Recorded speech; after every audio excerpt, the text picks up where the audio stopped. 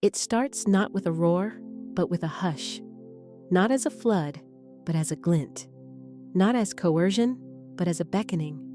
You perceive it when everything falls still, the quiet primordial tongue of water. It taps in pearls along the glass. It voices itself in rivers, threading back to their source. It rests in the muted veil of dawn's mist upon the ground, and this very night it addresses you. You are summoned to move with the current, not to wrestle, not to strain, not to oppose the waves, but to embody them. Water is no frailty. With gentle force, it shapes rock. It passes every barrier not by combat, but by steadfast yielding.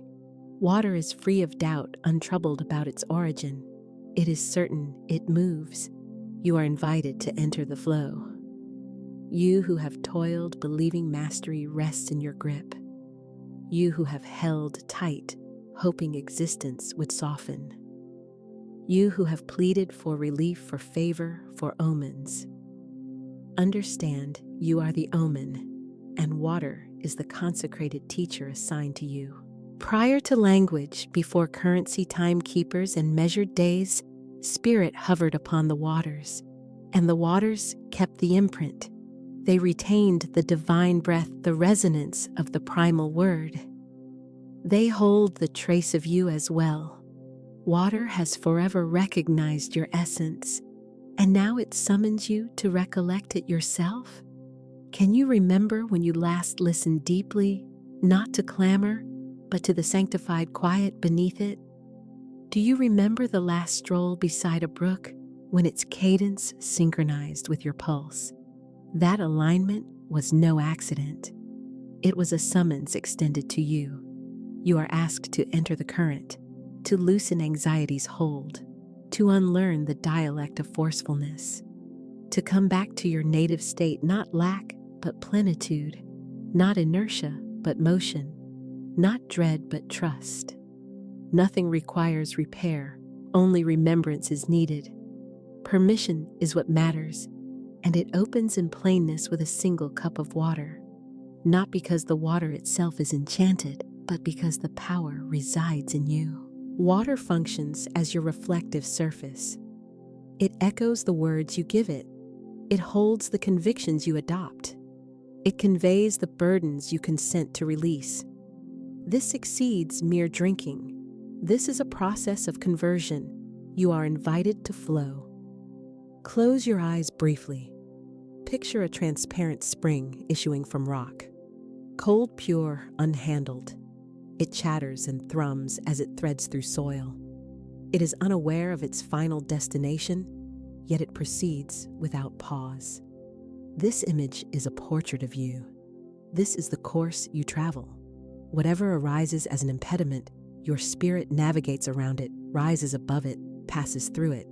As with water, your touch is gentle. As with water, your force is real. As with water, your memory endures.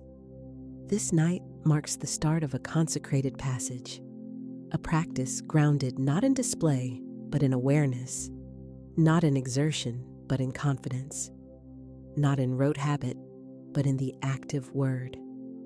You will set out water. You will address it directly.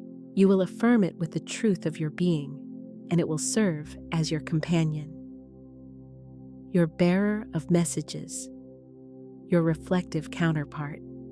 Your presence is not coincidental.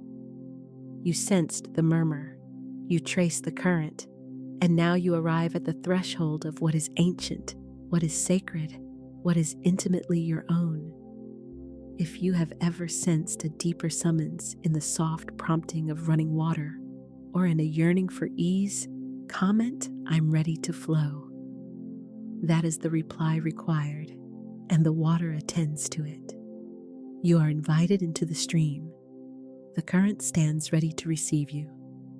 Before catchy affirmations adorned fridges, before the law of attraction trended as a hashtag, there stood Florence Scovel Shinn, a pioneer both of her era and beyond it.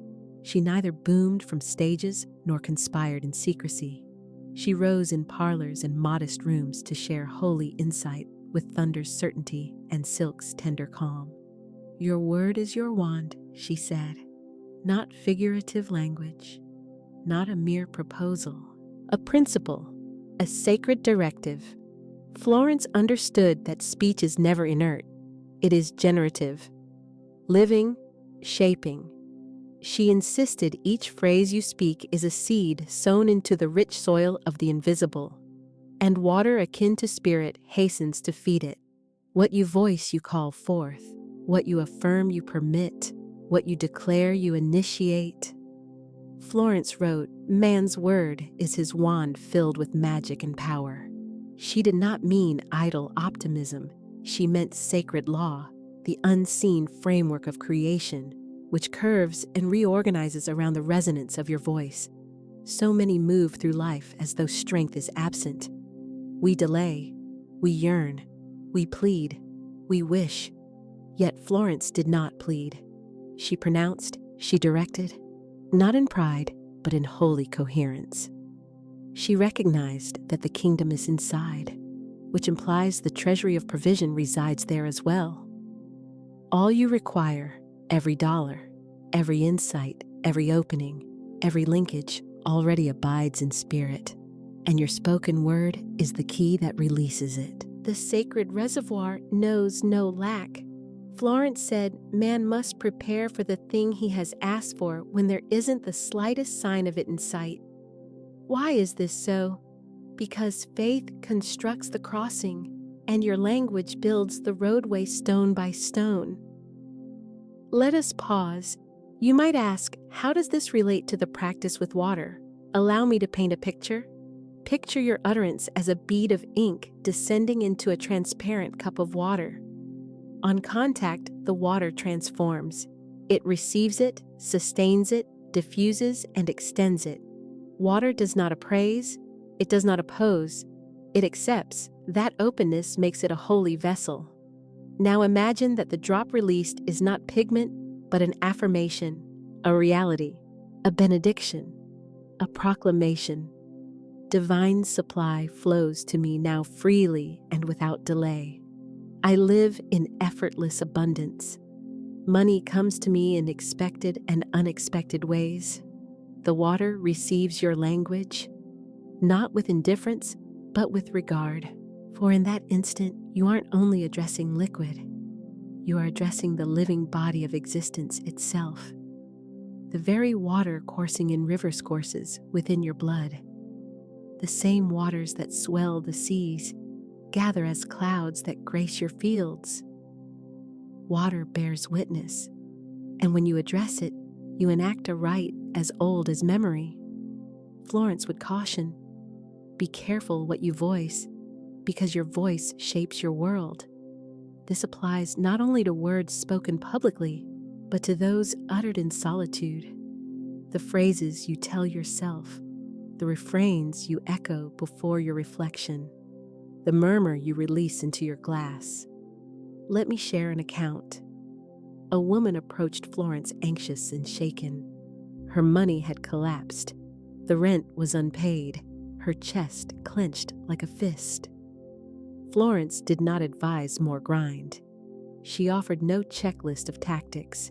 She entrusted her with one sentence: "God is my immediate supply." She was instructed to repeat it continually, as though the outcome had arrived, to refuse the mask of scarcity and proclaim the nearness of sacred provision. She voiced it that evening. She breathed it into a cup of water and drank deliberately, as though imbibing confidence itself. With the dawn, a letter appeared, bearing unforeseen money. Beyond what was required, exactly when it mattered, not due to incantation, but because her speech matched reality's law, and reality, when honored, draws outcomes to it. Florence knew the invisible forces are ever working for man, who is always pulling the strings himself, though he does not know it. When you address water, you engage the chords not to dominate results, but to align with the holy. It is not coercion, it is collaboration. It is attuning your being to the pitch of truth. You cease to be a supplicant. You become a maker beside the maker, and your water serves as your shrine. Your speech, the gift you place upon it. The instant you speak on purpose, you stop waiting on prosperity. You welcome it. You move with it. You embody it. And the threshold is simple, a sentence, a vessel, a murmur, a turning back to what is real. If Florence's counsel resonates, subscribe and pass this to someone who needs these words. And remember, your word is your wand. What declaration will you pour into your water this evening? Have you ever breathed words over a glass of water and sensed something? A faint shiver of recognition, a nearness, a homecoming. Scientists might label it resonance, mystics might name it reverence, but water simply remembers. In the quiet spanning speech and yearning, water attends, and more than attending, it preserves. Allow me to guide you. Picture one droplet of water, chill, lucid, poised on a silvered leaf at daybreak. No noise, no movement, only repose. Inside that droplet, a cosmos, a resonance of each mountain it crossed, each tree, it brushed each word it has ever received. This is not make-believe, it is assertion of fact. Water retains memory. We recognize this today, due in part to the studies of Dr. Masaru Emoto, a researcher who ventured to view water as more than substance, as a bearer of messages. He carried out experiments both simple and solemn. He presented water to language, to petitions, to melodies, to love, to gratitude, to hate, to fear. He then froze the samples, and what emerged appeared nothing less than wondrous. Water addressed with benevolence formed crystalline structures, so exquisite they resembled angel-hewn snowflakes. Water subjected to contempt, disorder, and derision, fractured into sharp, contorted, indistinct shards. What follows from this, it suggests your utterances do not merely dissipate. They arrive, they impress themselves upon life's molecules. They contour the architecture of reality, beginning with water. And your body is composed chiefly of water. So what interior forms are your words crafting within you?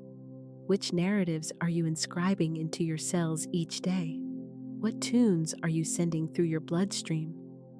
Understand, this path is not merely a ceremony, it is a living relationship. Water is no mere instrument. It is a companion, a consecrated witness, a collaborator in creation.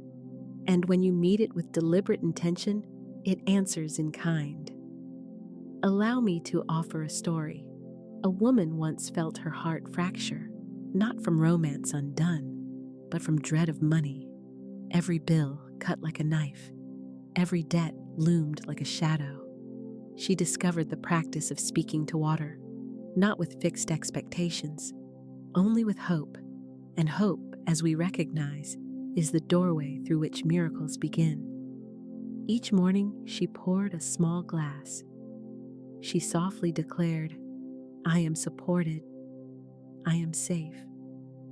Money flows to me with ease." She did not turn it into a mantra by rote. She did not strain or coerce the feeling. She simply let herself feel as fully as she was able. Some days, the sensation was faint, like a veil of mist. Other days, it cascaded like rainfall.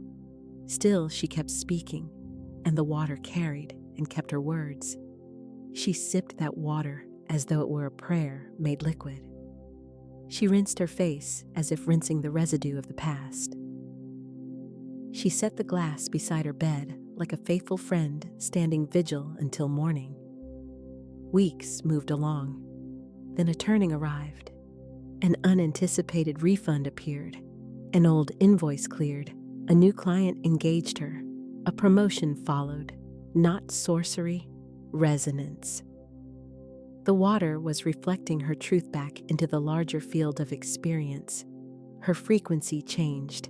And reality, like water, started to mirror that change. Florence once said, "The subconscious is simply power without direction. It is like steam or electricity, and it does what it is directed to do." Water similarly behaves this way. It moves where you channel it, and when you guide it with love, with lucid intention, with firm affirmation, it becomes a vessel of grace. This explains why sacred traditions for centuries have employed water for blessing, anointing, and healing. This practice is not novel. It is primordial and time-honored. To immerse the body in consecrated waters, to christen the newborn with a touch of water, to surrender sorrow to a flowing river, to gather sanctified water from springs. Why is this so? Because water responds. It is Spirit's body moving through the world.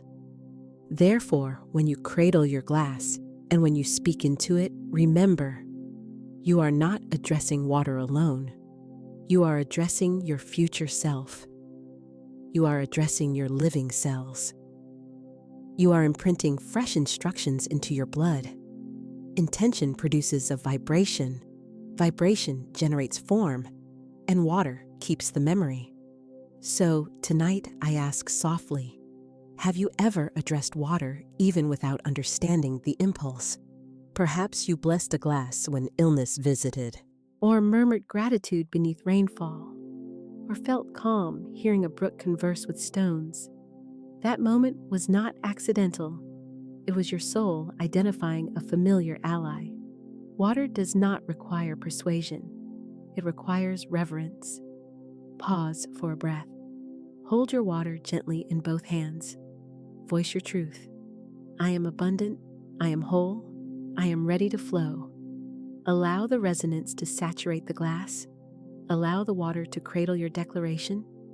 Then drink fully and trust that the blessing is already underway. Have you ever spoken to water without knowing the reason? Offer your story below. Your quiet word may be the ripple that carries a blessing to someone else. You do not walk this path alone. You are being recalled to yourself, and water continues to listen. Wealth is not a locked vault. It is not a chest hidden beneath unknown dunes. It is not a thing to defend, pursue, or stockpile. Wealth, authentic wealth, is a river. It moves continually. It flows onward. It both gives and collects. It circles back.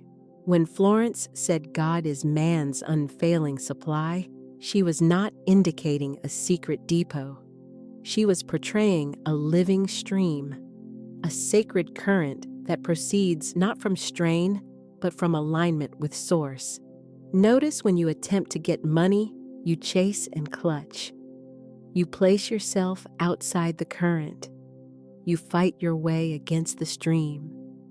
But when you permit abundance, when you recognize it as your inheritance, not your weight to carry you, step into the river itself, and the whole terrain starts to change. Let me illustrate. Picture two women.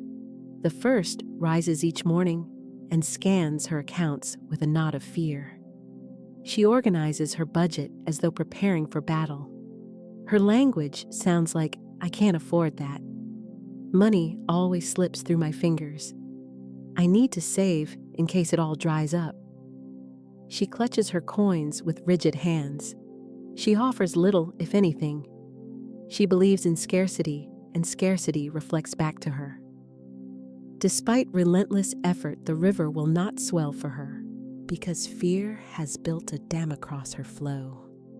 Now picture the second woman. She greets the day with prayer. She consecrates her money before it moves. She gives freely, not carelessly, but with reverence. She understands each dollar is a messenger. Each gift is a proclamation of trust. And trust is the bridge into the current. She moves through her day, echoing Florence's affirmation, "I now draw from the abundance of the spheres my immediate and endless supply." She does not fear the river's movement. She steps within it, and the river answers her presence. One day a friend wonders aloud, how are you consistently provided for? How do opportunities seem to arrive so easily? She smiles gently without conceit. She replies, I stopped trying to keep water in my hands. I chose to become the river. Observe money, like water becomes stagnant when gripped too tightly. If you seal water in a jar and abandon it, it spoils. It goes still. It loses use. Yet when you pour it across a garden, it animates life. Money behaves likewise. It is meant to move, to circulate freely, to carry blessing. The law of circulation teaches what you offer in love comes back compounded. What you surrender in faith returns enlarged. Allow it to flow. Allow it to go. Florence taught man should make an art of receiving. For when you welcome with joy, you affirm, I am part of the river. I am not apart from provision. And water hastens to confirm your claim. Now pause here. Inhale gently. Tune into your body's signals. Do you feel a tightening anywhere when you consider giving, releasing, letting go? That sensation is not guilt. It is the inner dam you carry, and it is not a foe. It is a guide. You were never designed to rescue yourself by bracing and withholding. Your design is to trust the current to give when you are prompted to receive, when grace arrives to recognize that circulation is not loss. It is sacred choreography. What moves out will come back. What you bless will grow. What you release in love does not vanish. It transforms. Money is only one channel of this law. Yet it remains significant because many of us were trained to fear it, to pursue it anxiously, to view it as scarce, tainted, and hard to obtain. Still, money, like water, answers your frequency. Meet it with reverence, and it moves with grace. Speak blessing over it, and it turns into a blessing. Let it go in trust, and it circles back in sacred ways. Florence once wrote, I cast this burden of lack on the Christ within, and I go free to receive. Receive this as your river prayer. This evening, lift your glass of water. Voice into it, I let it flow. I let it go. I trust in divine circulation. Money flows to me and through me with ease. Then offer something, whatever you can, with love. $1 given freely, a generous word, a prayer for someone else's flourishing, a tithe of your time or your gift. And remember, the river answers. It always has and always will. If your heart moves with this truth, if you sense the gentle ease of releasing control, the holy yes of surrender, comment, I let it flow, to affirm your consent to circulation. Because when you enter the flow, you are fully alive. When you give, you expand. And when you trust, you discover you are never lacking. You are not a barricade. You are not a static vessel. You are the river itself. Let it move, let it release, and let it come back to you multiplied in joy. Some rivers run beneath the surface, hushed, concealed, profound. They feed terrains we never witness and coax blossoms from gardens we never sowed. And then there are rivers arrested, blocked by stones, by downed trunks, by quiet walls we didn't construct yet still bear within. Within you move such a current, your soul stream, your wealth flow, your sacred inheritance. Yet if you have felt unmoving, if blessings seem postponed, income obstructed, progress halted, then perhaps you have neglected to survey your inner terrain. You see, impediments to wealth are seldom external. They are not primarily the market, not mainly the position, not merely outer systems. They arise in the riverbed of our beliefs. Florence taught fear is man's only enemy, and fear, when unvoiced and unhealed, hardens into a boulder. Yet fear wears many masks. It may present as guilt, as uncertainty, as the quiet drone of not enough, or the old refrain of too much. These patterns are the internal dams, and to pass beyond them, we must first bring them to light. Let me lead you into Maya's story. Maya was a healer by calling. Luminous, intuitive, abundantly generous. She gave abundantly, but money, it eluded her. Regardless of how many clients she supported, regardless of how many hours she invested, she remained in hardship. She assumed the issue was strategy, so she studied further. She believed the trouble was structure, so she arranged everything with greater rigor. Yet beneath the surface, there lay a rock obstructing her current. And one day, in quiet stillness, she perceived it clearly.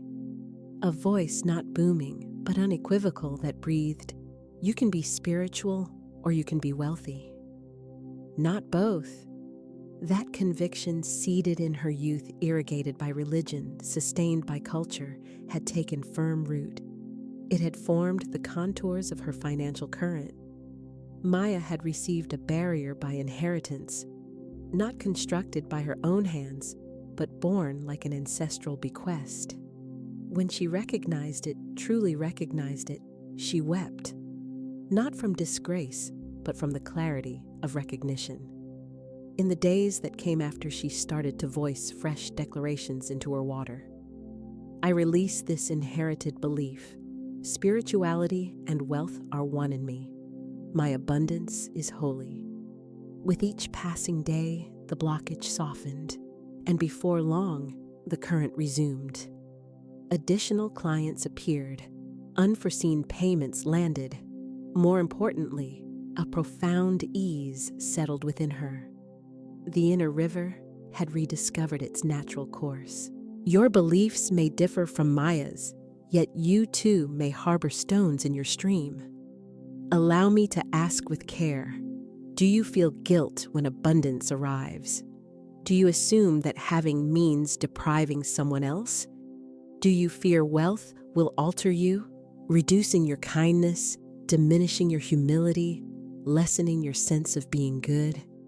Do you carry shame for wanting more, as though desire were itself a transgression?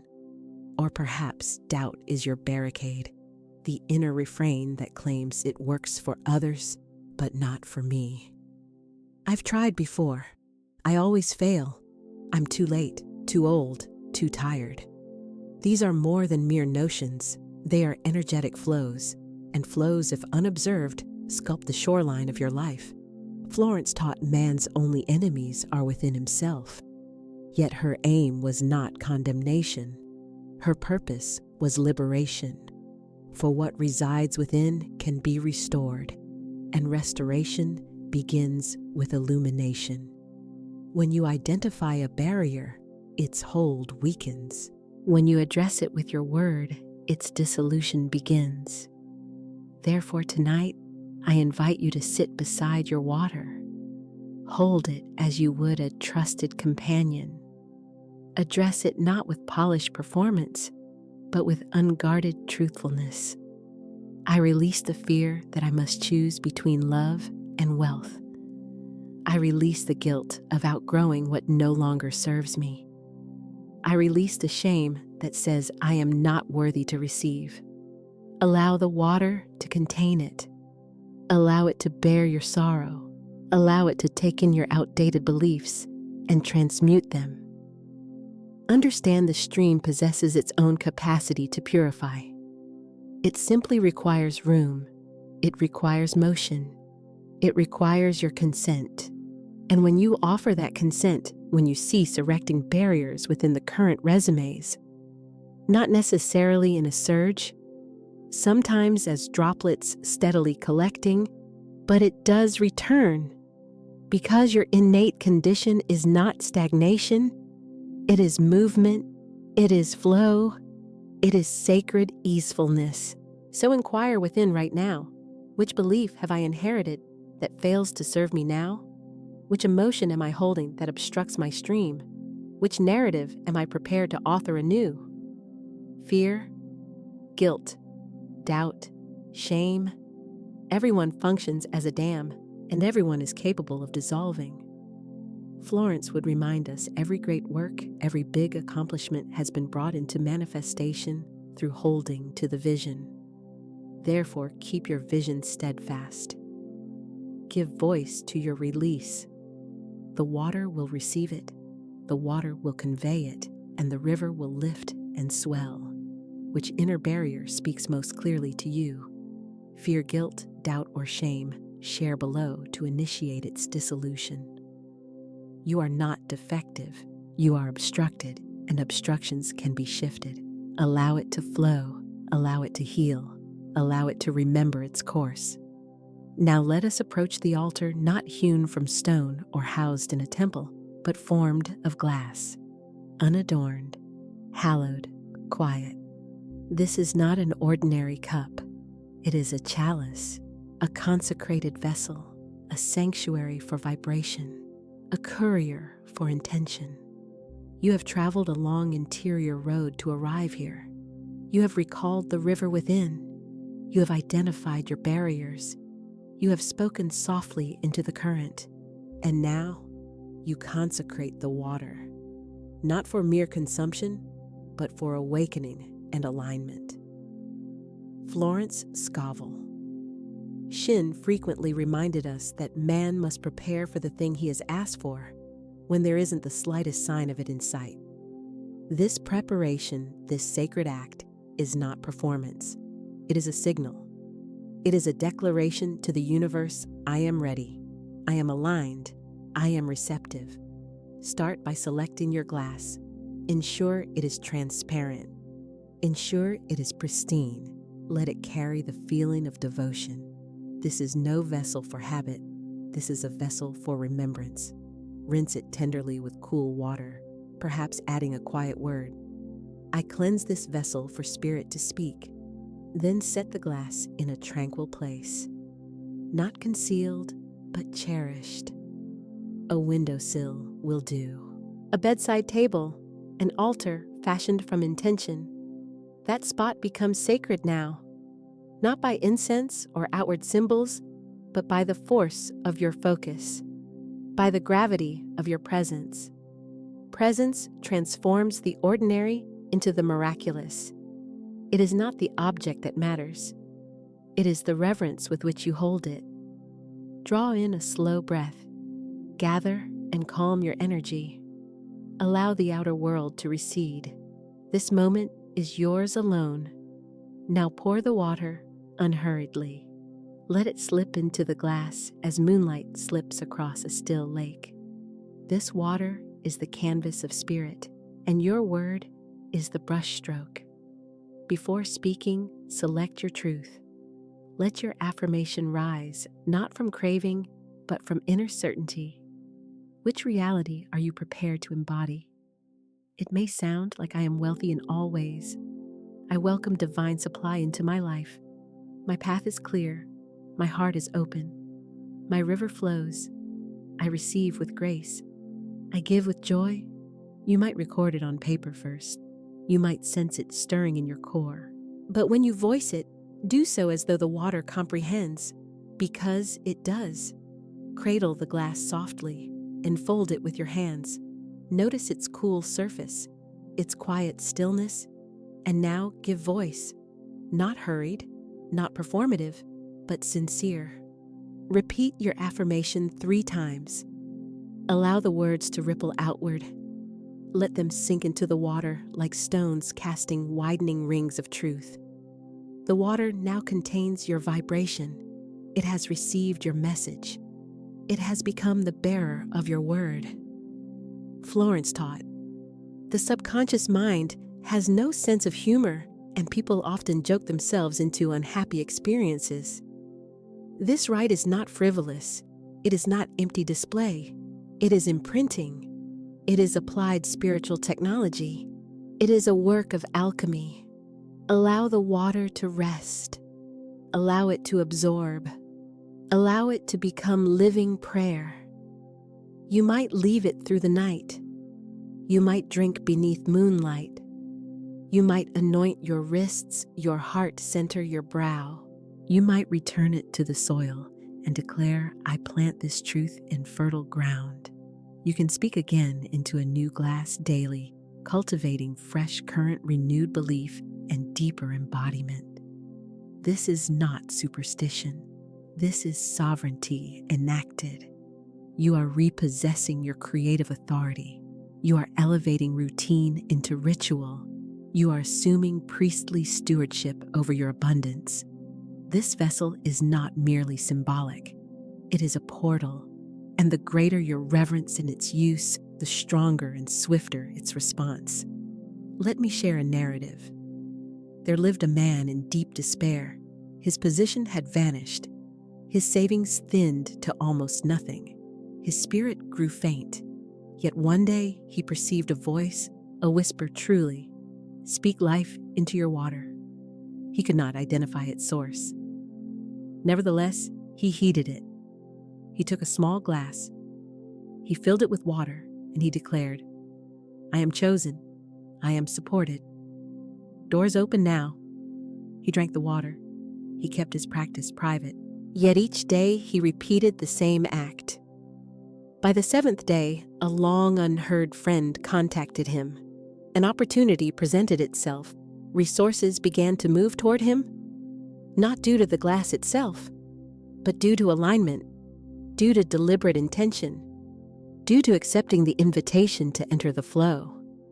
The practice bore fruit because he enacted it with faith. So I ask you now, are you ready to create your first consecrated water? If yes, ready your space.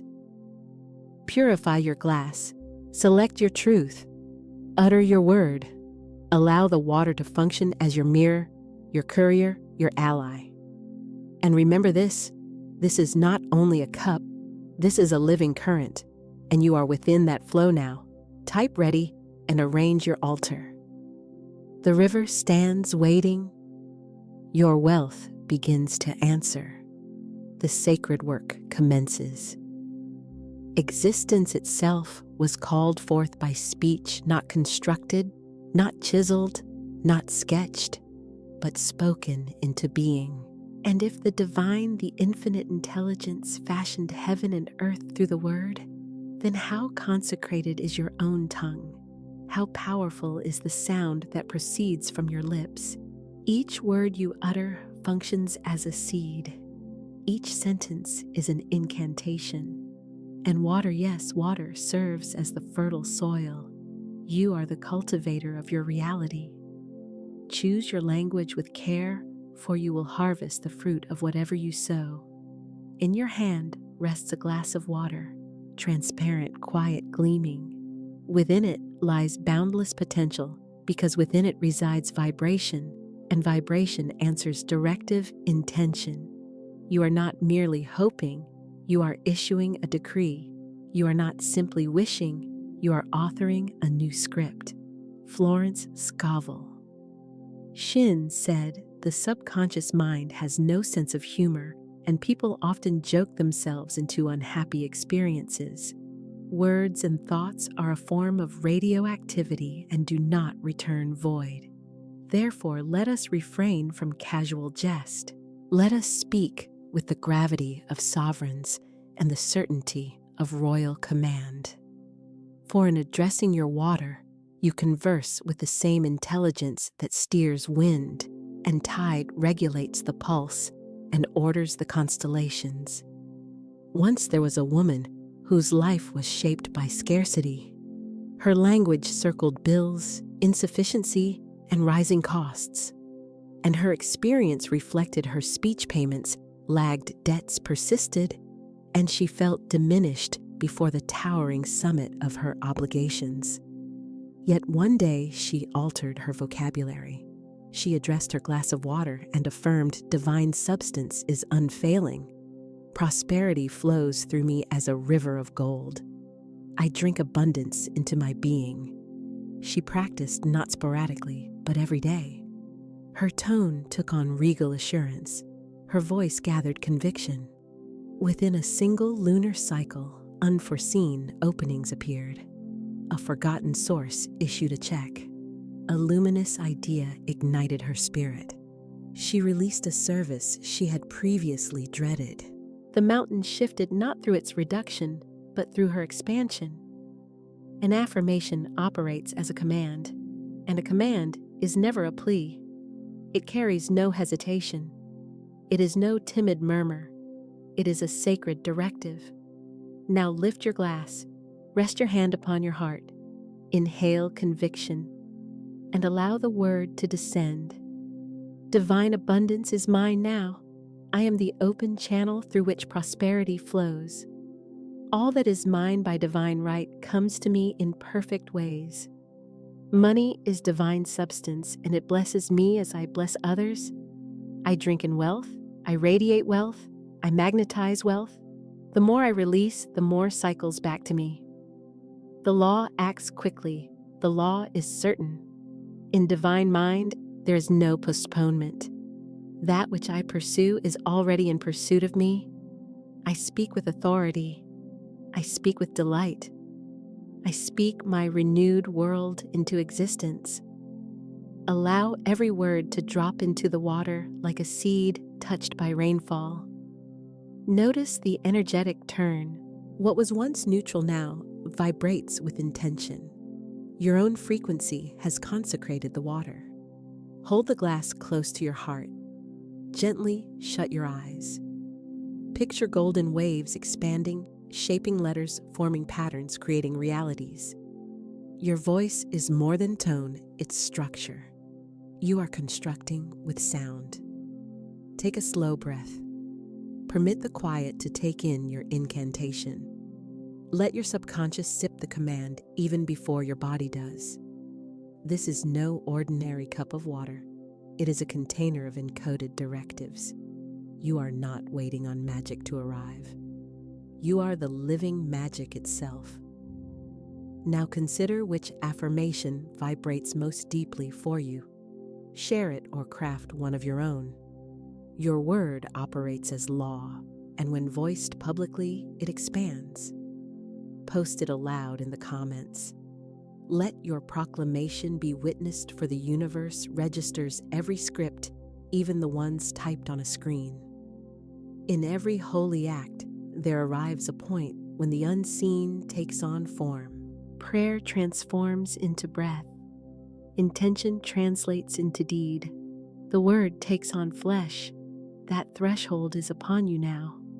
You are holding the water that carries your command. It has been charged with speech. It is saturated with tone. Your voice, your spirit, your sacred authority have tuned its frequency. This is no longer common water. It is encoded luminosity. It is truth made liquid. And now you will receive it within, but not as most drink, not hurried, not distracted. You drink reverently, aware that what you take in also takes you in. You are not merely drinking water. You are imbibing meaning. Pause a moment. Sense the heft of the glass in your palm, cool, sleek living. Lift it slowly to your mouth. Close your eyes and drink. As it meets your tongue, let the mind murmur, I receive. As it moves down your throat, feel within, I allow. As it reaches your cells, assert, I become. Notice the change in temperature. A cool stream travels inward, threading through tissues, soaking into bone, coursing along nerves and fibers. This is no minor gesture. This is a sacred implantation. The water transports your decree to each cell, each strand of DNA, each subtle quantum field within you. You are no longer addressing the water. The water is now addressing you. Picture this: your decree travels as gleaming filaments through your blood. With every beat, your affirmation radiates outward. Your liver metabolizes belief. Your lungs inhale prosperity. Your heart rhythms out gratitude and gathers more reasons to give thanks. You are not merely claiming abundance. You are incarnating abundance itself. You are not merely hoping for prosperity. You are saturating your cells with prosperity's frequency. Each cell retains memory. Each atom attends. Each drop serves as a courier. And its message is this: you are divine. You are deserving. You already are what you seek. In the old stories, sacred chalices abounded, the holy grail, divine elixirs, the fountain of youth. These legends were never merely about artifacts. They pointed to awakened awareness. The true grail is your consciousness. And when you brim your cup with truth and drink with conviction, legend turns tangible. You, beloved soul, are drinking from a holy vessel. And what is prosperity if not a homecoming to your divine identity? Sense it now, a gentle warmth unfolding in your belly. Maybe a delicate tingling in your arms and legs. Your shoulders uncoil. Your chest expands. This is your nervous system recalibrating. This is safety returning. This is your body realizing, yes, we are safe to receive. There is no haste. There is no force. There is only alignment. Aligned, you cease chasing. You begin magnetizing. This is the reason the ritual bears fruit. You are no longer manifesting from intellect alone. You are manifesting through the body, through the vessel, through the inner temple. Affirm, I am the vessel through which divine substance flows. My body is a magnetic field of abundance. As I drink, I embody my new identity. Prosperity is not outside of me. It is now me. Allow silence to cradle you now. Allow the practice to close its sacred loop. Draw a slow breath in. Hold. Release your breath with the certainty it is accomplished. This is no minor act. This is transfiguration by way of water. This is embodiment-led manifestation. Now take stock. If you sensed movement within after drinking your affirmation water, write, I feel the shift. Let your body testify. Let your spirit concur. You have redrafted reality sip by sacred sip. Water retains memory. It carries the imprint of mountains, the thundersong of storms, the hush of river lullabies. It understands motion. It understands letting go. It knows how to bear, how to soothe, how to purify. Your spirit knows the same. Yet at times, indeed, we forget the art of release. We cling to narratives that no longer help. We stockpile guilt as though it were wealth. We don resentment like protective mail. And in doing so, life's current grows sluggish, dense, and dim. But not this day. This day, we purify. You are not only calling in prosperity, you are clearing the obstructions that halt its movement. Gold cannot circulate where bitterness constructs barriers. Even miracles pause where unforgiveness is sovereign. Let the water take it up. Let the right wash it away. There was a man who practiced every step, recited affirmations, drank consecrated water, yet his current stayed obstructed. His heart said, I believe, but his body clutched an old scene, a friend's betrayal long ago. The ache was hidden and hushed. He never spoke of it anymore. He believed he had moved on. But water-like spirit uncovers what language hides. One night, he felt led to lift a glass, and rather than affirm abundance, he pronounced forgiveness. I release the hurt. I release the blame. I forgive you. I forgive myself. I let it go. And he began to weep into the water, into the quiet, into his very soul. The very next day, a message arrived, an apology years overdue. A week later, an old debt was settled. A month after that, a stalled agreement moved forward, not due to pushing, but because he created space. Emotional clutter becomes spiritual gridlock, and the water, it serves as your sacred drainage system. Lift your glass once more. Draw a full breath. Observe what surfaces, a knot low in the belly, warmth in the chest, pressure behind the eyes. Ask within which emotion is ready to depart. Perhaps it is resentment, or guilt, or fear, or shame, even grief. Name it gently. Offer no judgment, only witness. Now speak into the water, I acknowledge you. I honor your presence. But you do not define me. I release resentment. It served its purpose, and now I am free. I release guilt. I forgive myself fully and completely. I release fear. I walk by faith, not by worry. I release shame. I return to my wholeness. Speak whatever is needed. Speak it with love. The water attends. The water keeps the space open. And now tears might rise. Welcome them. They are holy water as well. Every tear baptizes. Every drop releases and renews. You are not damaged. You are undergoing purification. Florence Scovel Shinn taught resentment and intolerance rob man of his power. Love and forgiveness open the way to health and prosperity. Today, you take back your power through the deliberate choice of love. You do not require an apology from them. You do not require external justice. What you need is liberation. Gently close your eyes. Envision a river mighty expansive without end. In your palm rests a small luminous sphere, the emotion you identified. It throbs with history, narrative, and weight. With care, set it upon the current. Observe how the river accepts it without resistance or judgment, only surrender. It drifts and then dissolves. The water gleams like gold, and you feel lighter. Your chest opens. Your soul softens into a smile. You are renewed not by acquisition, but by release. Affirm, I am free of the past.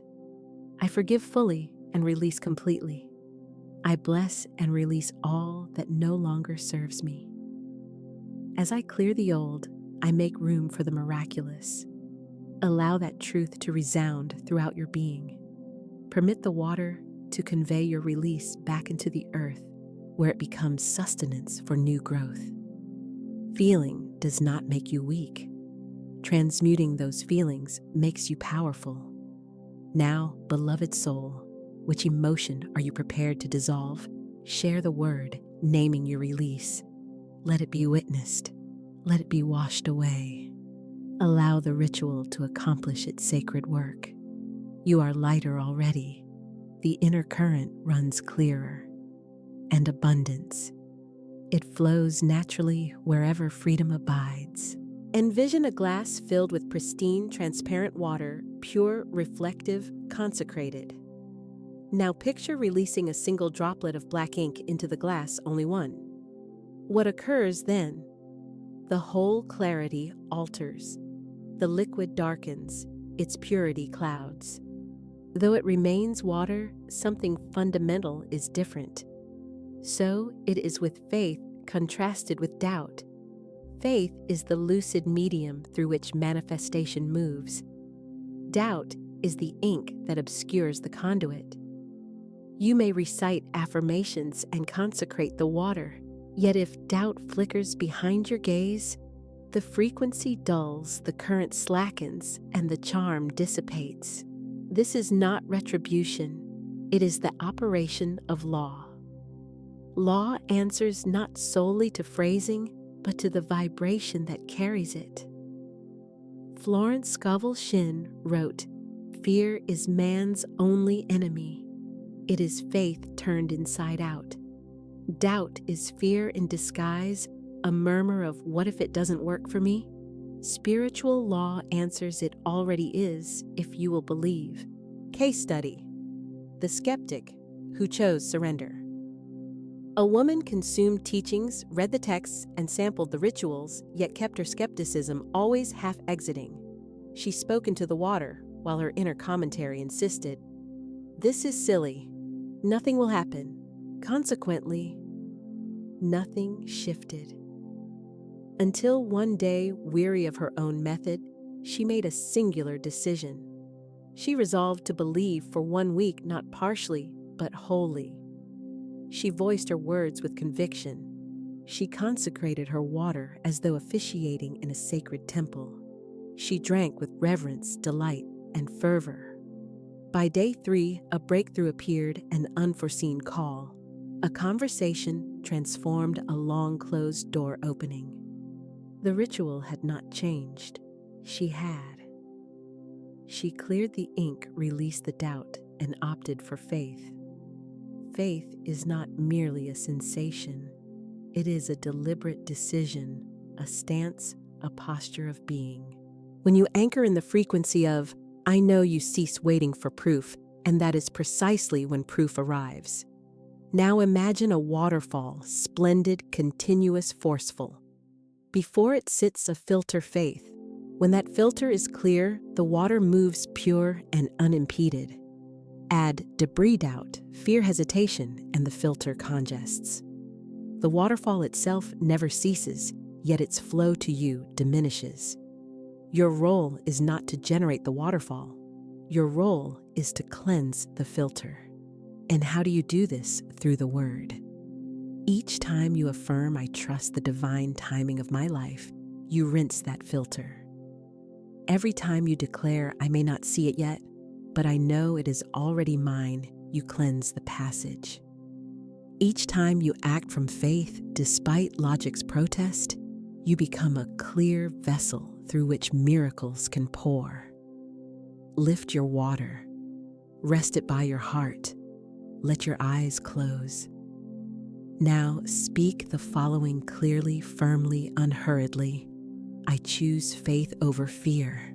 I trust the flow of divine mind. What I speak is already done. My faith is the substance of things hoped for. There is no delay in spirit, only divine sequencing. I release all doubt. I release all disbelief. I release all delay. I walk in faith. I live in faith. I manifest through faith. Notice the inner shift, the cleansing, the recentering. You do not have to force belief. You simply need to clear the doubt that obscures it. Faith is your original baseline. Doubt is acquired, and whatever is learned can be unlearned. You arrived trusting that the universe would hold you. Consider a baby reaching upward, no hesitance, only trust. You are returning to that original trust, to divine intelligence and spiritual lucidity. Affirmation cycle. I am pure in my belief. I am clean in my receiving. I am ready for the overflow. Now pause here. Allow quiet to confirm your certainty. Let the silence reply, yes. Allow the water to hold your unwavering frequency.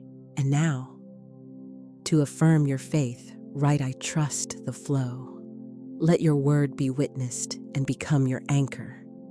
You are the transparent vessel, the purified filter, the open floodgate through which divine law is made visible. Faith is not delicate, it is formidable.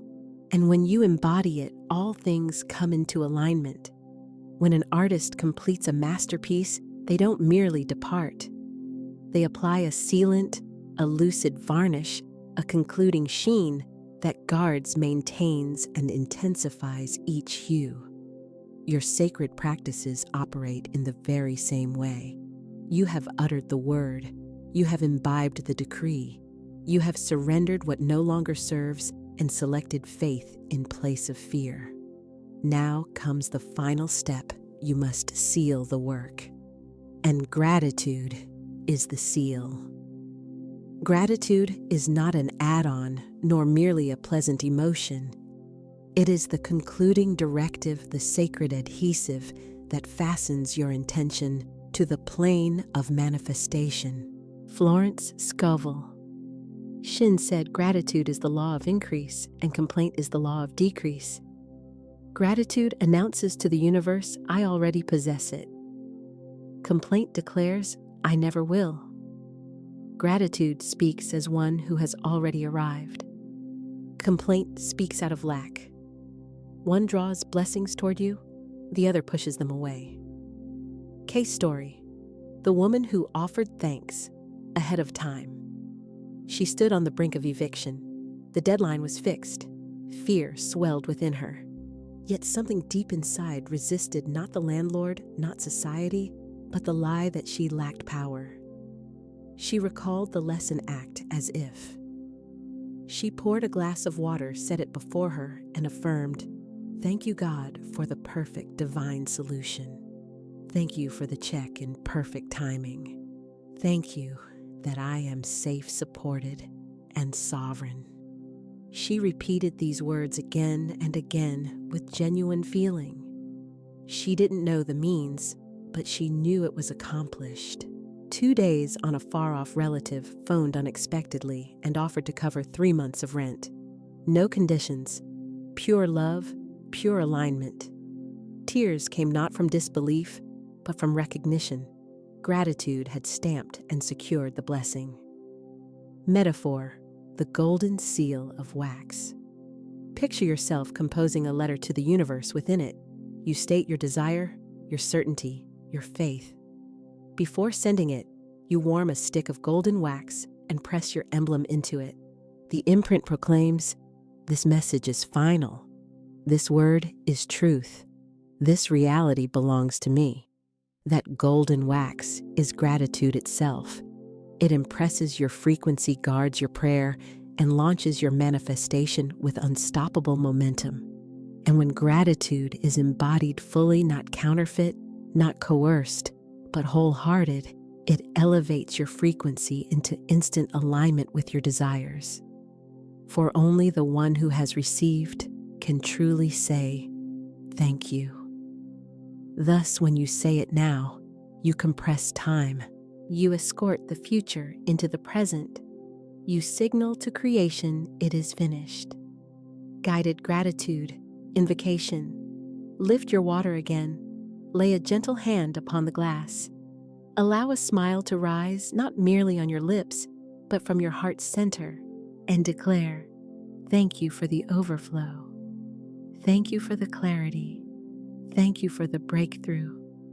Thank you for the abundance flowing now. Thank you for the guidance, the timing, the support. Thank you for reminding me who I am. Thank you that all things are aligning in divine perfection." Pause. Notice the resonance lift in your chest. Gratitude is more than emotion, it is spiritual technology. It retunes the frequency of your field. It informs the quantum domain. All systems go. Now envision it with your inner sight. Your water glimmers with golden light. The earlier words drift within, encircled by a warm, sealing radiance. Your decree stands complete. Your right is sealed. You have done more than manifest. You have closed the sacred circuit. And it culminates in 2 words, thank you. Affirm, I give thanks that I am already blessed. I give thanks that I am already chosen. I give thanks that I am already abundant. Now send your gratitude into the world. Note one thing for which you are grateful in the comments. Seal your flow. Mark the completion. Let it be witnessed by the world, echoed by the universe, and planted within your being. Thank you for the abundance. Thank you for the ritual. Thank you for the remembrance. Gratitude is the seal, and it is done. The sun does not lift over the horizon a single time and then neglect its duty. The heart does not thump once and declare, "That will do." The sea does not send one wave ashore and then retire for the year. No. Creation moves in cadence, wholly reliable and sure. Divine current resides not only in sudden wonders, but in steadfast, everyday devotion. And so your ritual must follow that same rhythm. Repetition is not mere duplication. Repetition is strengthening and anchoring.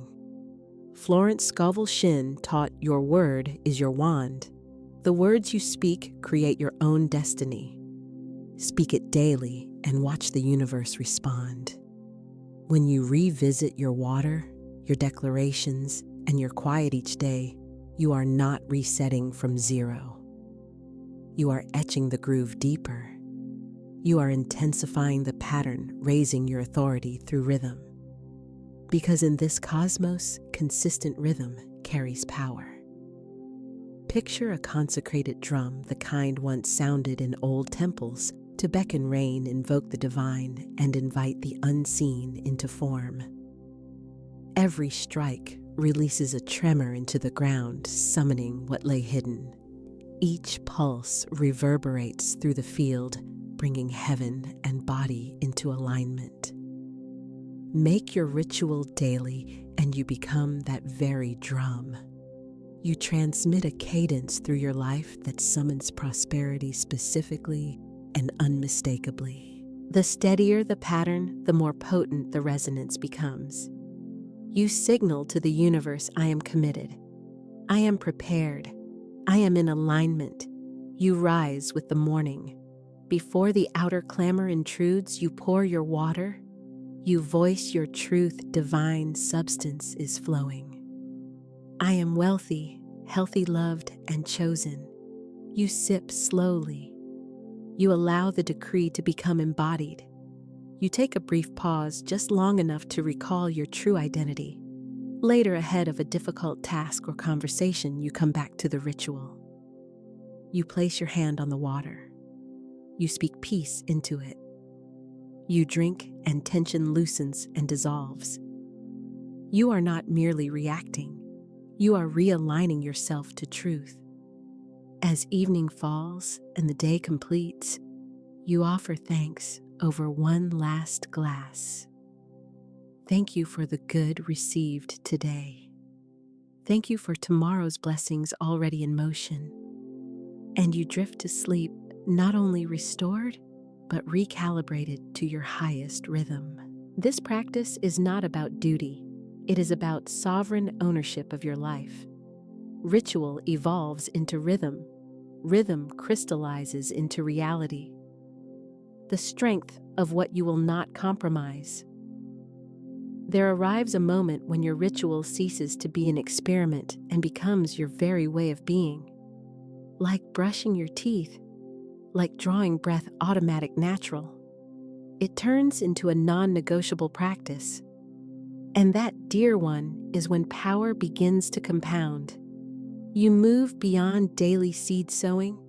Now you irrigate a great and steady tree. Your manifestations take on inevitability not through strain, but through your anchored presence.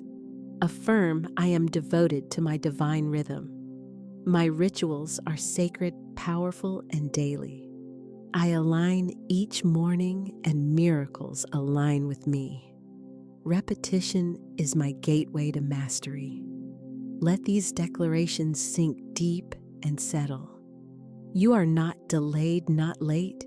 You stand precisely where you're meant to be, now walking in sacred rhythm. To state your commitment right, I claim my rhythm. Let it be witnessed and sealed. Allow your ritual to become the steady percussion of your becoming. And now, beloved soul, Part 2 has reached completion. You have declared and drank. You have let go and trusted. You have sealed and committed. You are no longer simply performing a ritual. You have become the ritual itself. Close your eyes, dear heart. Let the sound of water saturate your spirit again, rushing, flowing, gliding. This is more than water. This is overflow, the sacred pulse of abundance revealing itself beyond money, beyond accounting, beyond measure. This is life unfolding in fullness. Water chooses no favorites. It moves into every space, the crevices, the concealed, the holy. Prosperity behaves the same when welcomed with love. Prosperity is more than numbers in an account. Prosperity is laughter around a humble table. It is the surge of joy when your body feels sturdy. It is the shine in a beloved's eyes as they witness your flourishing. It is the timely call from a friend. It is harmony blooming where discord used to reside. Understand, abundance does not rent a single room. It inhabits the whole home. It settles in your kitchen, your heart, your very bones and breath. It overflows into body, mind, and emotion because true prosperity is complete. It reaches everything. It mends everything. Now envision a calm pond. You let a single golden coin fall into its center. That coin, dear listener, is your affirmation, your word voiced in faith. What follows ripples lovely, unending circles. That is what unfolds when you decree, I am richly supplied. That is what unfolds when you walk in prosperity, not only in finances, but in health, relationships, creativity, and rest. Consider Camille, who entered this path with a simple prayer for financial steadiness. Each day, she affirmed, I am divinely provided for. I live in divine abundance. Gradually, shifts appeared: a refund, a new client. Unexpectedly, her chronic pain eased. Morning headaches faded. Why? She ceased constricting the current. She welcomed life back in. The overflow mended more than money. There was also James, an artist whose spark had dimmed. He believed he needed a grant. In truth, he needed permission to create. By the river, he declared, my creativity is funded by the infinite source. The next dawn, a vision arrived and poured through his hands like water. The painting sold, yes, but more crucially, his soul reignited. That too is prosperity. So I ask you right now, what overflow is rising within you? Where is your current ready to move next? You may have started this path desiring financial repair, and yes, the money flows, the gold arrives, provision expands. Yet the river runs broader than money. It seeks your joy, your vitality, your peace, and it is prepared to deliver now. Declare with me, I open to abundance in every form. My life is rich with vitality, creativity, connection, and divine supply. As water flows, so does my good. I receive it all. And once more, as I prosper, all areas of my life rise. I overflow in health. I overflow in love. I overflow in peace. I overflow in divine provision. Draw a long breath. Allow it to enter and move through you like water saturating thirsty ground. Because true abundance does not merely knock, it pours in. And you, beloved, are no longer on the bank. You are standing in the current. Allow yourself to be drenched. Allow yourself to be changed. Now pause and sense into your life. Where is overflow already appearing in your mood, your momentum, your messages? Perhaps in the way you speak to yourself? No signal is too small. Every droplet counts. You have set in motion a principle that will not reverse. Your word has gone forth, and its ripples travel toward shores beyond your present sight. If you feel led, comment now. What area of your life is now flowing more? Comment your miracle. Declare it, claim it, bear witness to it, because this is merely the opening chapter. Let us descend even deeper now. Close your eyes again, dear listener. Breathe. Feel the cool mist of living water circulate around and within you. Something holy is happening here and now. A rebirth is unfolding. You are not the person who started this path. You cannot be. The words you uttered, the flow you invited, the divine you welcomed, these are not cosmetic adjustments. They are transformations of identity. A caterpillar cannot revert once wings unfurl. A river cannot forget the ocean after tasting salt. And you cannot keep the old name of scarcity. That name has been washed clean. Today, you accept a new name, a name baptized by water selected by your soul. You are the prosperous one. Let it rest within you. Let it reverberate through the sanctuary of your heart. Speak it softly. I am the prosperous one. Again, I am the prosperous one. This is more than a sentence. It is a garment, a second skin, a framework of bone. It is the cadence of your breathing and the register of your voice. You are stepping fully into the identity of abundance. Florence Scovel Shinn said, man can only receive what he sees himself receiving. And in this very moment, what you envision, sense, and inhale is the image of yourself as worthy, readied, and divinely selected to receive. Once there lived a woman called Leora. She was famous for narratives of lack, forever excusing what she lacked, forever tallying coins before daring to dream. But one dawn by a stream she proclaimed, "I am the prosperous one." Not a single time, not merely twice. She spoke it until tears came, until conviction settled, until she sensed the husk of the old self shed away. From then forward, her outer world echoed her new identity. Openings arrived without strain. Clients told her, "I simply felt compelled to work with you." Family members sought her counsel not due to a new profession, but because she had assumed a new identity. She was no longer performing prosperity, she embodied it. This is the truth I pronounce over you now. You do not pursue wealth, you radiate it. You do not merely long for peace, you give it off naturally. You do not sit waiting for blessings, you draw them in because you are aligned with the freely giving source. And water. Yes, consecrated water is the midwife attending this rebirth. It has washed you. It has borne off the mirage of scarcity. It has murmured your new name to you like a secret heaven always held. You are no longer the person you once were. Therefore, we proclaim it without reservation. I am not lack. I am not fear. I am not striving. I am not delay. I am the prosperous one. I am wealth embodied. I am divine abundance in human form. I walk in the overflow. Now take a breath. Allow this reality to enter and settle. And now let us pause to bless this identity, to consecrate it with beauty and with power. Rest your hand upon your heart and speak with every breath, I embody abundance. With every thought, I affirm prosperity. With every step I walk as the prosperous one. You have been born anew. The dim remnants of the former stories have dissolved. The famine of flow has ended. The gates stand open. The living water courses through you. And now, beloved listener, I invite your participation. Claim the transformation with your voice. Who are you now? Share your new name below and proclaim it with joy. I am the prosperous one. Speak it once. Speak it each day.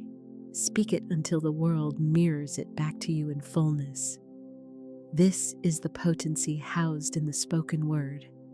This is the loveliness of being reborn. And this marks only the beginning.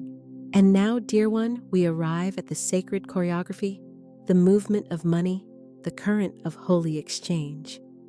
Draw a deep breath because this subject is holy.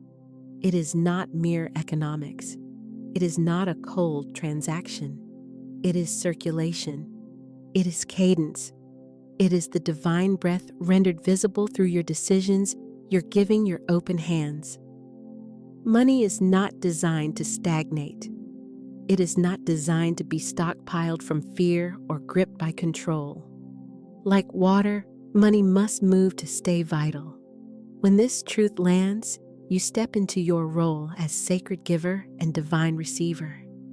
You become the water wheel, turning, moving, setting prosperity in motion for yourself and for the collective. Florence Scovel Shinn expressed it clearly. Man should make an affirmation immediately upon entering any business transaction, such as, I am always under direct inspiration.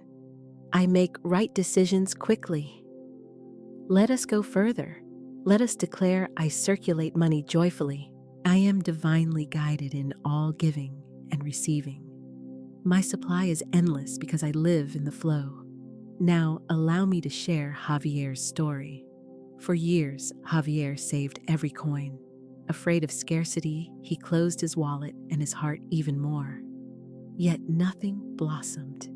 He watched others flourish while his accounts felt stuck in ice. Then he heard a sentence, What you fear to lose, you block from growing. It hit him like a bolt. So Javier chose trust. The very next day, he tipped a barista more than ever before, not from guilt, but from joy. He spoke aloud, "I circulate money as a blessing." In that instant, something unlatched. Within 2 days, a long-lost client resurfaced, eager to purchase and offering twice the original amount. His fear had dammed the current. His generous act shattered the seal. The principle is simple, joyful. Giving announces to the universe, "I possess more than enough." And the universe answers in agreement, "Yes, you do." Let us affirm together, "I give with joy, and I receive with grace. As I pour out, I am filled again. I circulate divine currency with wisdom and delight. Again, money moves through me like water. I give freely. I receive freely. I trust the flow." Now pause and sense what is moving within you. Feel yourself turning into a channel, a living current of consecrated circulation. Picture yourself as a water wheel, elegant, constant, endlessly turning. Giving sets you in motion. Receiving replenishes your momentum. You do not run dry. You do not cease. You are not a stagnant container. You are a flowing current. Yes, exactly so. This is not a call to reckless spending or showy charity. It is a summons to intentional giving given with a blessing consciousness. Whether a dollar, a warm smile, a helpful service, or a tithe when offered in divine love, overflow activates. Listen closely, you may sense a sacred nudge. Give to this one. Tip there. Donate this. Share that. That is the water's guidance. That is your prosperity requesting passage through you. Answer yes. You are no longer afraid to release because you know what I give returns to me multiplied. You are living inside the law of circulation. And now, beloved, I invite you to activate this law today. Examine your life. Where will you set circulation in motion? Where will you permit money to move like water, guided by joy rather than fear? If you feel the current awakening within, share below. I give joyfully. Allow those words to travel as waves through the stream of your awareness. Let them alter the inner tide and reorient your flow. You are not depleting yourself. You are placing your trust in the limitless. You are confirming your identity as a person who moves within continual overflow. Keep this truth close. The water wheel holds no fear of emptiness. It understands that so long as it keeps turning, the source continues to pour. Therefore, give freely. Receive graciously. Keep circulation alive. Choose trust. You are the prosperous one by nature and by choice. Now we attune to the most mysterious stream, the river of intuition, the breath of guidance, the inner oracle that does not live outside of you, but passes continually through you. Close your eyes, beloved. Breathe with a slow cadence. Allow the world's clamor to drift off like autumn leaves in a consecrated grove. Let stillness lift within you like morning mist over a lake at first light. You have voiced your affirmations. You have entered the zone of overflow.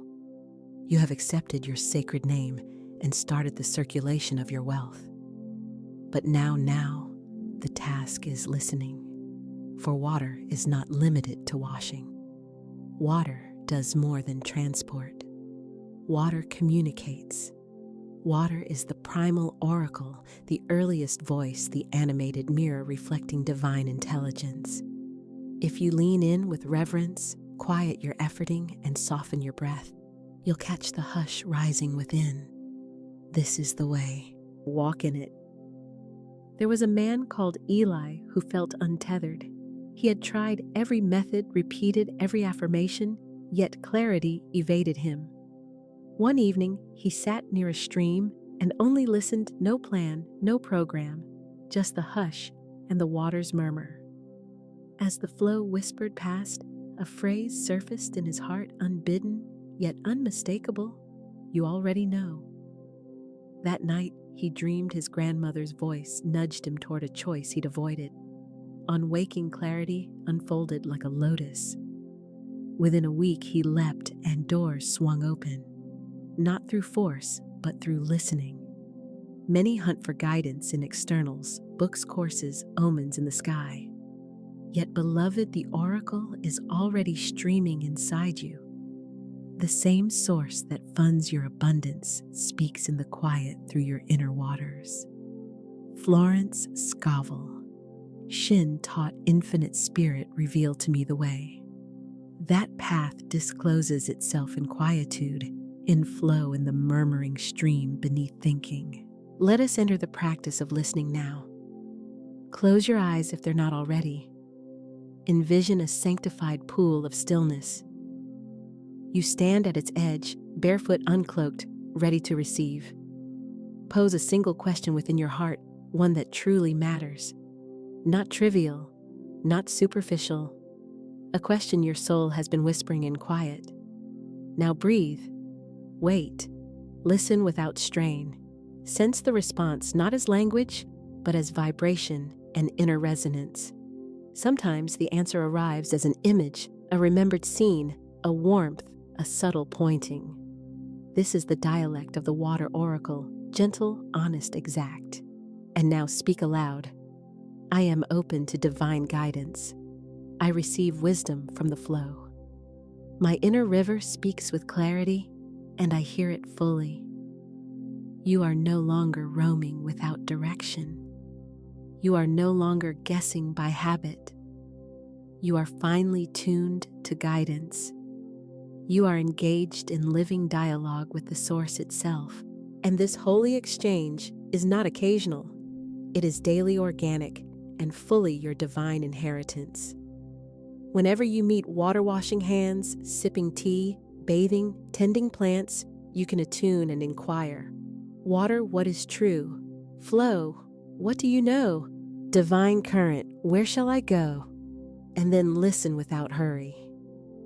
Guidance is not the private domain of prophets or sages. It belongs to every soul willing to practice stillness. Now draw a steady breath inward.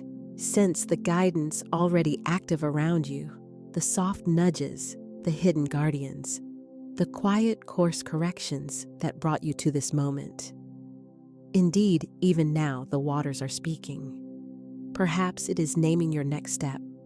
Perhaps it invites you to rest. Perhaps it whispers, it is already done. Whatever arises, choose to trust it. And now, as witness to your unfolding, I ask, what has your water whispered to you? Share your message below. Let it be witnessed. You are not solitary. You are not lost at sea. You are in holy conversation with the infinite through the voice of water, the oracle of flow. Listen every single day, and then your path will unfurl, not by pushing, but by grace-filled ease. And now, beloved soul, we reach the holy seal, the vow itself, the consecrated covenant. You have journeyed through awakening's waters. You have uttered words charged with power. You have recalled your true name, the prosperous one. You have heeded the flow's quiet counsel. You have become abundance in living form. Yet this reaches beyond a mere practice. It is a partnership. And all spiritual partnerships are sealed by intention, reverence, and steadfast devotion. Therefore, we step into the chamber of sacred vow, a holy accord between you and the living element that has guided you, reflected you, and bestowed blessing at each stage. Water has served as far more than symbol. It has acted as your teacher, your reflective glass, your midwife. And now, it becomes your enduring companion, not apart from you, but united with you. Let us proceed slowly and with care. Draw a deep breath. Sense the inner current rising once more. Imagine yourself at the edge of a vast, radiant sea. Moonlight lays silver roads upon the surface. The air feels sacred. Time stands silent and unmoving.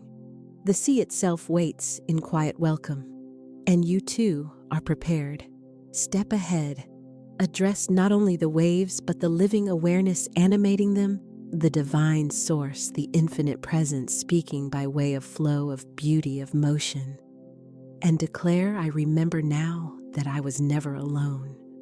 I remember that you, O water, were with me in every tear, every storm, every silence.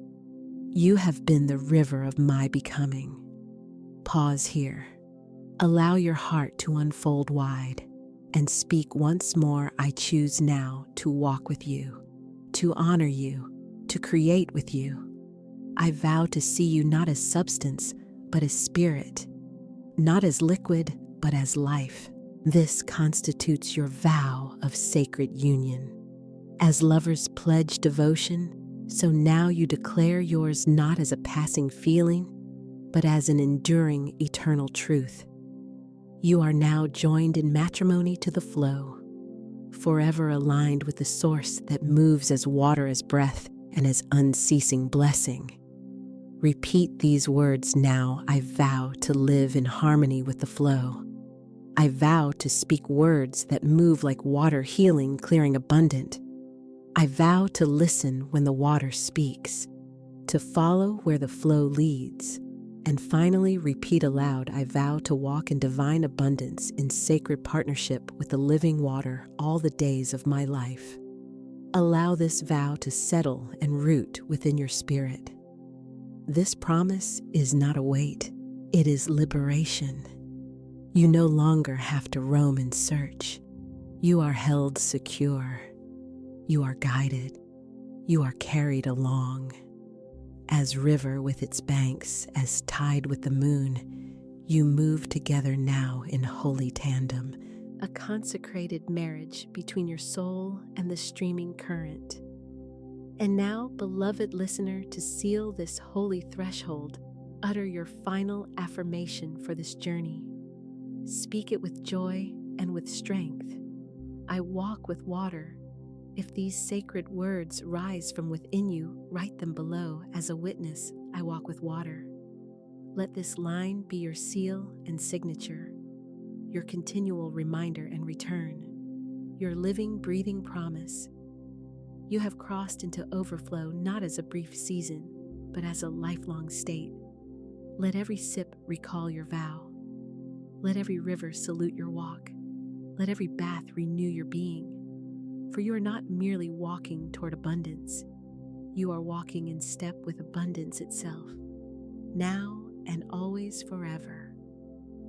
So it is, amen, and established.